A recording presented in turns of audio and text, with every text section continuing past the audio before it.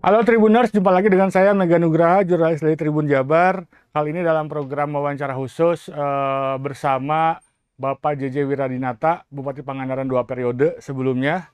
Kita sekarang mau ngebahas soal kontroversi keberadaan keramba jaring apung di pantai timur Pangandaran atau di sebelah timur sebelah barat sedikit dari Cagar Alam Pangandaran gitu. Bersama saya sudah terhubung dengan Pak JJ Wiradinata, Bupati Pangandaran 2 periode, Ketua DPC PDI Perjuangan Kota Kabupaten Pangandaran, dan yang terakhir rasa-rasanya perlu saya sebutkan juga, Cagup Jabar 2023-2028. Oh ya, itu Alhamdulillah. sejarah ya, itu Ya, sejarah. sejarah Pak, jangan lupakan sejarah gitu.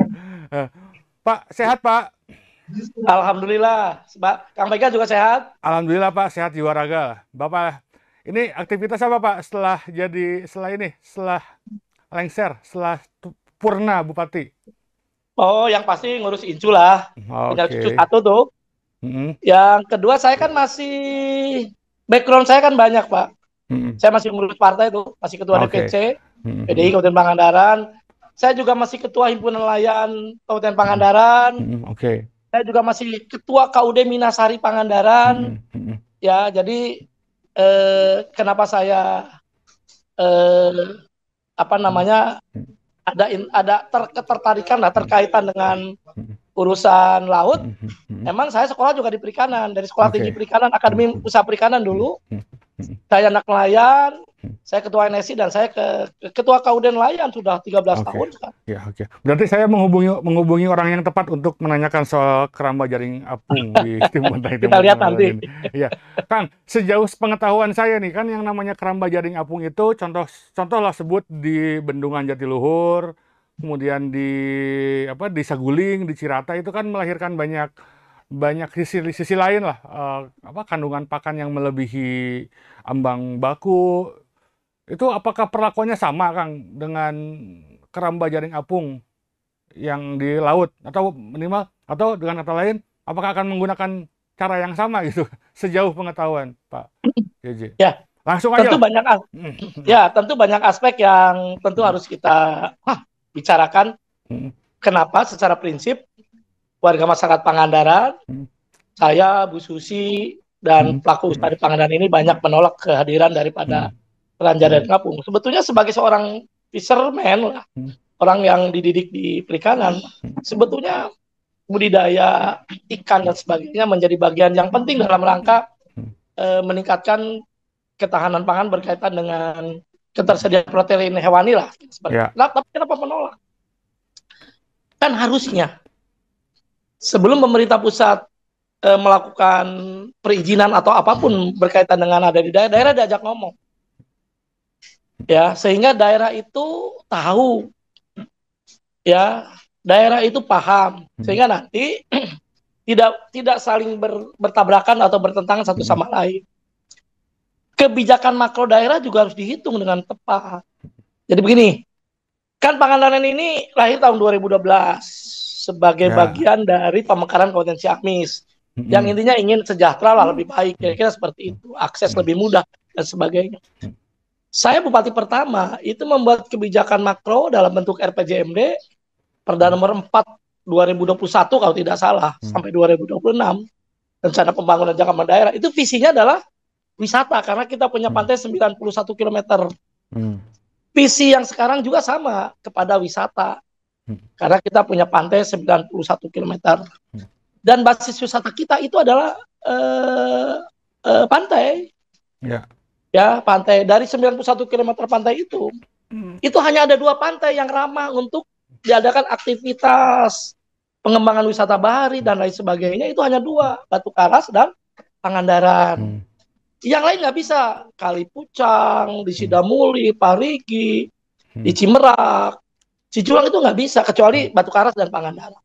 mm, Maka itu menjadi daerah fokus pengembangan wisata di Pangandaran. mm, Zaman kan sudah diatur pantai barat kegiatannya apa, di pantai mm. timur kegiatannya apa. Ya. Ya, sehingga saya jadi bupati ini awal ini ada sinkronisasi, ya, kegiatan-kegiatan agar sinkron, ya, sesuai dengan visi pengembangan wisata itu. Kaki lima kita tempatkan di mana, perahu pesiar tempatkan di mana, perahu nelayan tempatkan di mana. Selama 9 tahun kita tata dan hasilnya alhamdulillah kunjungan wisata Pangandaran itu meningkat.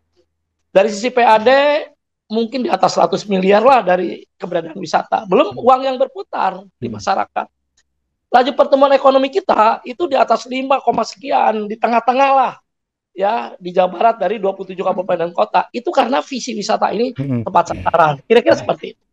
Nah, tiba-tiba ada keramba jaring apung yang posisinya itu hanya dari 200 meter di pantai timur, ya, dan itu tentu sangat bertentangan dengan konsep pengembangan wisata bahari. Nah, itulah kenapa kita menolak. Itu satu. Dari sisi kebijakan daerah tuh. Dari sisi regulasi kebijakan nasional, sebetulnya Permen, terus Perda Tata Ruang Provinsi juga sama. Karena itu secara ekosistem, secara ekosistem itu daerah konservasi. Daerah konservasi ini tentu daerah yang dilindungi, dijaga karena kepentingannya banyak sebagai nursery ground, sebagai bagian dari penghasil produktivitas rantai makanan yang ada di situ dan lain sebagainya. Sekarang ini belum ada keramba aja sudah terganggu. Butuh recovery, butuh pemahaman yang utuh. Nah, tiba-tiba sekarang ada keramba, itu menambah beban kembali. Ya, menambah kembali. Di dalam Permen Tata Ruang itu tidak membolehkan. Ya, ada kegiatan semacam keramba. Baik itu Permen nomor 9, baik itu rencana tata ruang wilayah, dan pemanfaatan tata ruang di bawah laut juga bertentangan dengan konsep-konsep itu. Nah, kenapa izin turun? Ini yang saya tentu sangat disayangkan, kira-kira begitu, Kang Mega. Pak, ini tadi soal pakannya sendiri deh, Pak. Kan karena yang di banyak orang soal keramba jaring apung itu kan penggunaan pakan tuh, Pak. Penggunaan pakan ternak yang takutnya berlebihan. Ini kalau dari segi ilmu perikanan yang Bapak tahu gitu, Pak, penggunaan pakan kimia di laut itu gimana, Pak?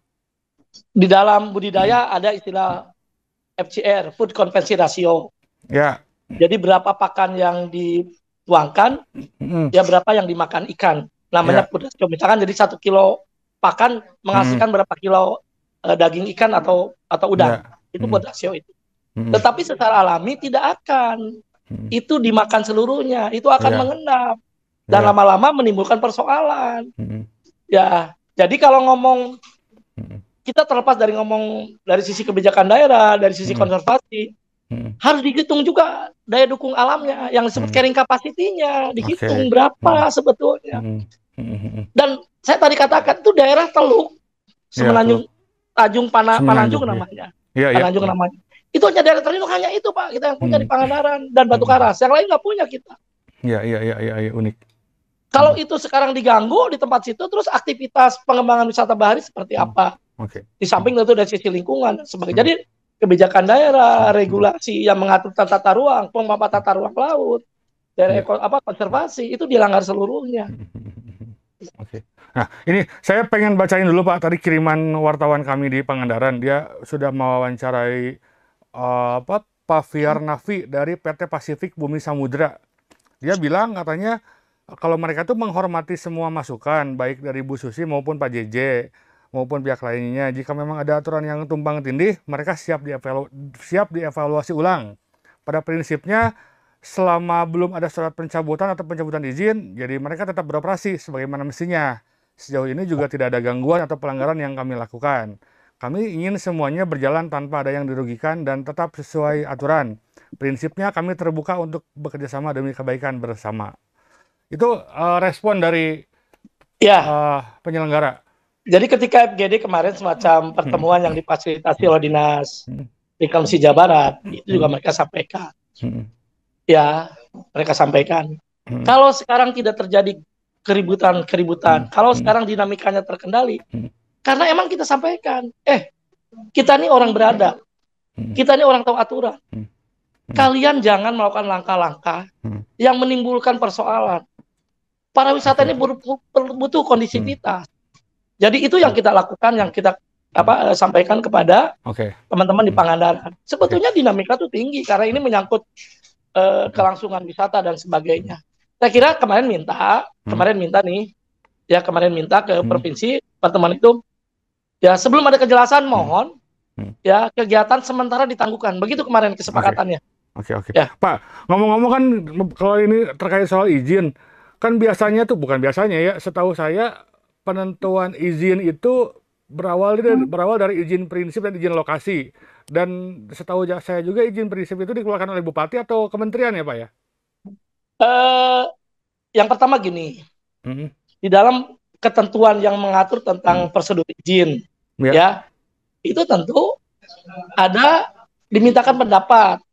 Mhm. Walaupun katakan gini, perairan 0 sampai 12 mil itu kan kewenangan berada di provinsi kan.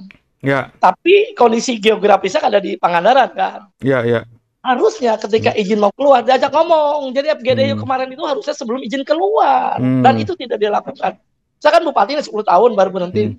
5-6 bulan ini. Hmm. Nggak ada itu satu. Hmm. Yang kedua, bahwa izin itu Hmm. yang saya lihat ya, saya identifikasi, saya verifikasi tentang Hmm. persoalan izin. Ada tahapan-tahapan yang tidak dilalui dengan baik. Hmm. Dan itu dari sisi perizinan pasti ada rekomendasinya bukan dari kabupaten, tapi rekomendasinya dari provinsi. Hmm.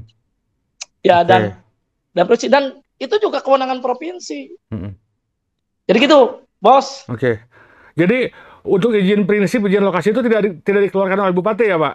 Tidak. Oke. Jangankan kita tidak punya kewenangan itu. Yang kedua Oke. diajak ngomong juga enggak. Hmm. Oke. Hmm. Oke. Jadi sejauh ini Pak, apa namanya?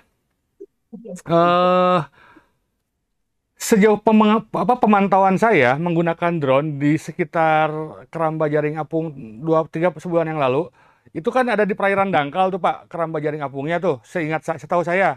Nah, itu bagaimana Pak? Apakah akan Iya, saya mengganggu? tadi kan saya katakan Heeh, heeh, bahwa budidaya keramba jaring apung itu boleh ada di mana, heeh, ya, heeh. boleh ada di mana itu diatur dalam Permen dan Tata Ruang Wilayah Jawa Barat dan pemaparan Oke. tata ruang bawah laut, Heeh, ya. Dan itu RTW Provinsi Jawa Barat itu sudah jelas tidak boleh ada heeh, di situ. heeh, Ya itu hanya paling kalau orang sini namanya heeh, pakai heeh. depa. Jadi Ya, pakai depan. mungkin di bawah 10 depa lah, mungkin di bawah 10, di bawah 15 meter. Heeh, Sangat jangkau. heeh. Dari bibir Sangat. pantai, Pak, itu hanya 200 meter. Dan itu Oh. masuk daerah konservasi. Apa yang Iya. terjadi? Heeh, Mengganggu pengembangan wisata bahari yang sudah heeh, kita tetapkan. heeh, Yang kedua juga tentu itu melanggar heeh, prinsip-prinsip tentang pengelolaan tata ruang dan heeh, konservasi. heeh, Jadi itu yang kita kemarin sampaikan. heeh. Di dalam FGD itu saya katakan, sekarang bolanya ada di provinsi loh. Iya. Satu, Heeh, heeh, kita sudah sampaikan semua, posisi sudah heeh, sampaikan, heeh, kita sudah sampaikan semua. heeh, Kan heeh. begitu. Yang kedua, secara prinsip kewenangan itu berada di provinsi. Iya. Yang disebut kewenangan itu numbogana provinsi lah Iya, gitu. nunggu Numbogana provinsi ya, dia, ya, ya. numbogana dia. Hmm. Nah, Di saya emang pernah berkomentar, saya yang menunggu Pak Gubernur ini berani nggak? Oke. Kan itu wilayah dia. Hmm. Kalau wilayah aku pasti aku berani. Maksudnya kalau wilayah Pemda Pangandaran Iya. pasti berani kan? Berani nggak?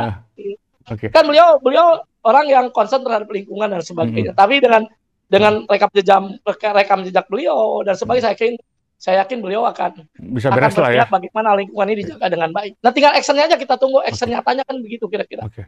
Oke, Tribuners, jadi saya pengen jelasin dulu nih. Jadi Keramba Jaring Apung ini ada di pantai timur Pangandaran. Pantai timur Pangandaran itu seperti yang kita ketahui, itu tempatnya kita bermain banana air, apa nama lagi ya? Pokoknya seputar snorkeling banyak itu diving. banyak lah di situ sebelah timur. Nah, kalau pantai barat itu seperti yang biasa teman-teman Tribuners kalau ke Pangandaran bermain di pesisir pantai. Nah, gitu. Dan Kang harus garis bawahi, itu dari 91 km itu hanya kita punya 2 yang ramah seperti itu, hanya Pangandaran dan Batu Karas. Kalau itu diganggu, terus pengembangan wisatanya bahari seperti apa?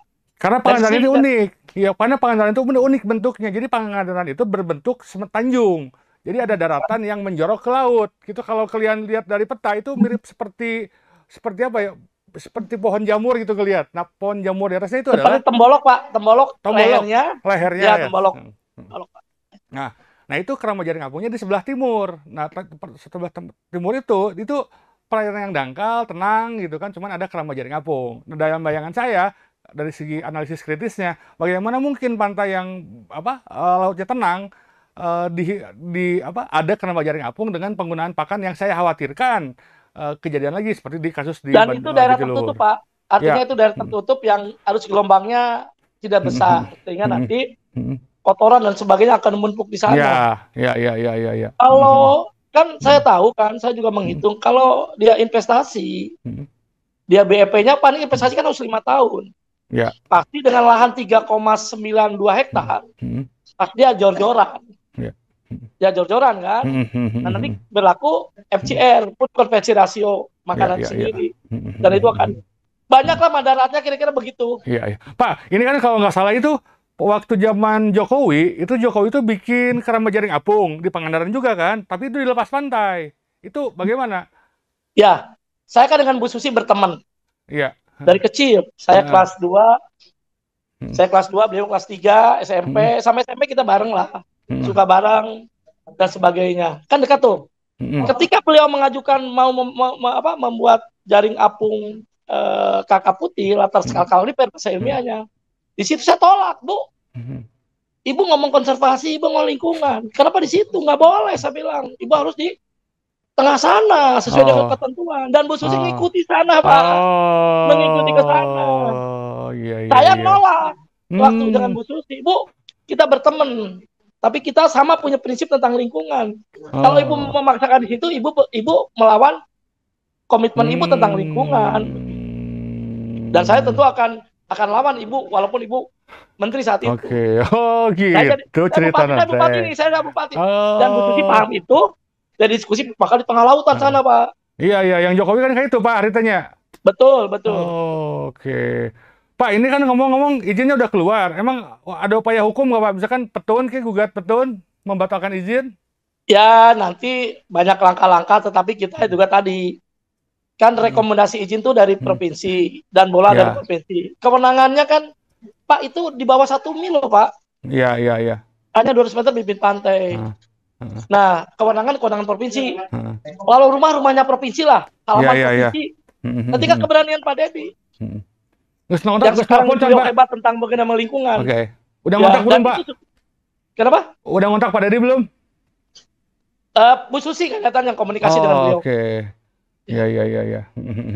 Pak, sejauh ini Pak, kondisi di lapangan nih, apakah nelayan-nelayan mulai terganggu dengan keberadaan keramba jaring apungnya? Ya, saya bilang kepada teman-teman sudah, jangan membuat masalah, menyelesaikan masalah dengan masalah yang ada. Kalau kalian demo ramai-ramai terus, ini kan daerah wisata, perlu stabilitas, perlu kondusif dan sebagainya. Sudahlah.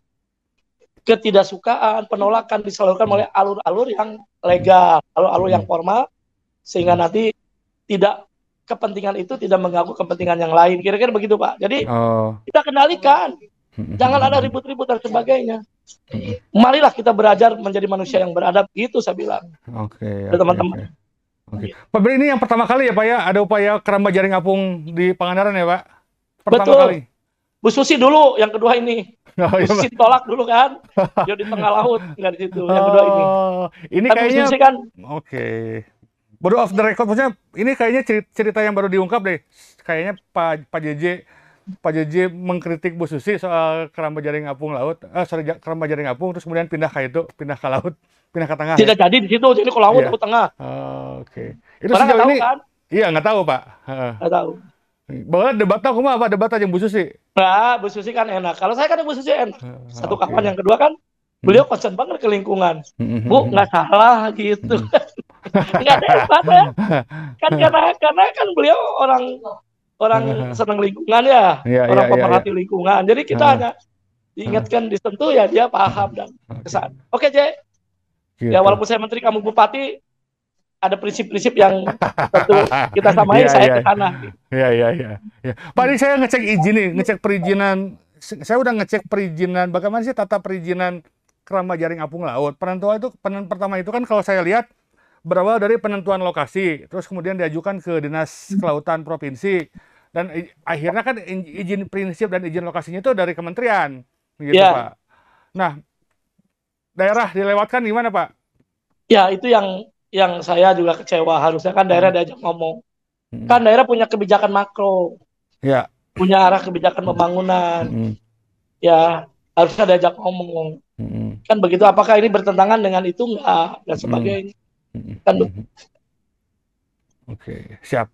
Oke, Pak, closing statement terakhir Pak terkait apa dampak KJI ini bagi pengembangan wisata Pak. Itu kan paling masyhur banget di Pantai Timur itu ada banana boat, snorkeling dan lain sebagainya Pak. Betapa menurut Bapak apakah itu sangat mengganggu sekali di ada Keramba Jaring Apung ini Pak? Untuk terakhir. saya itu kan lahan tuh 3,29 hektar Pak. Ya. 200 meter dari pinggir pantai. Tentu mengganggu itu karena itu daerah yang terlindung. Kita kan mengembangkan yang kita syaratkan di sana water sport. Ada nelayan tradisional sebagai kampung nelayan. Kampung nelayan lah. Yang jaring itu hanya ada beberapa kita juga batasi. Ada prapustiar kita batasi. Agar orang juga melihat laut yang indah, bisa water sport, tapi juga ada kegiatan-kegiatan tradisional yang sudah berjalan puluhan tahun sejak nenek moyang lah. Ada di Pangandaran. Dan itu kita pertahankan. Dan itu terganggu betul dengan itu, Pak. Karena itu memakan wilayah mereka. Oh iya, memakan wilayah jaring arat namanya, Pak. Itu kurang lebih panjangnya itu kalau dia beroperasi itu lebih dari 1 kilo, 2 kilo lah.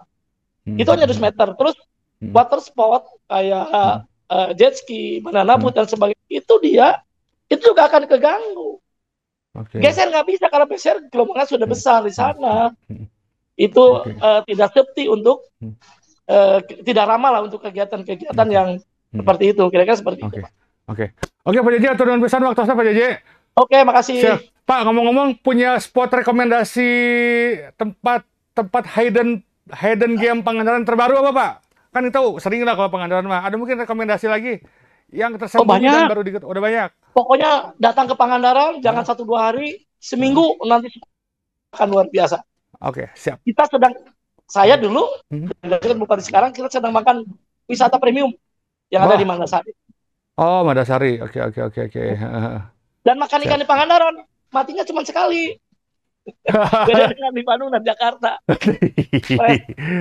Siap. Oke, makasih semuanya. Siap, Pak JJ, atur nuhun pisan. Assalamualaikum warahmatullahi wabarakatuh. Oke, makasih.